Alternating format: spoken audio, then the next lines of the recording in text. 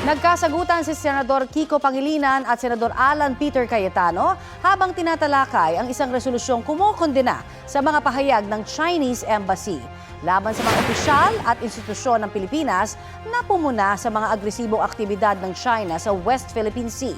Nagsimulang magkasagutan si Pangilinan na may akda ng resolusyon at si Cayetano na interpellator nang ungkatin ang paggamit ni PCG Commodore J. Tariela ng caricature ni Chinese President Xi Jinping. Sabi ni Cayetano, wala siyang problema sa pagdepensa ni Tariela sa interes ng Pilipinas sa West Philippine Sea. Pero may decorum daw dapat anyang sinusunod at hindi raw dapat gumamit si Tariela ng caricature ng Chinese President. Sagot ni Pangilinan, hindi lang naman ang caricature ng Chinese President ang pinuntirya, kundi lahat ng Pilipinong opisyal na pumuna sa China. Sistematikong paraan anya ito ng China para i-discredit ang mga Pilipinong opisyal. The Department of National Mr. President, Defense tignan niyo naman po.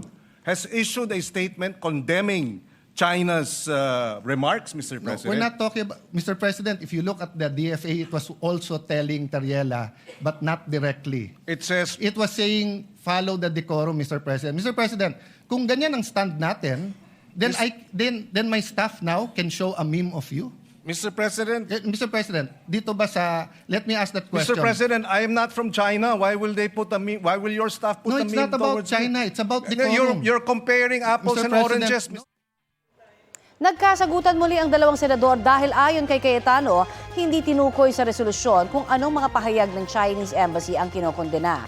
Sinuspindi pansamantala ang sesyon at pagbalik, inamyendahan ang resolusyon para ilagay ang mga pahayag na hinanap ni Cayetano. Matapos ang halos 3 oras na debate, walang tumutol sa pag-adapt ng resolusyon.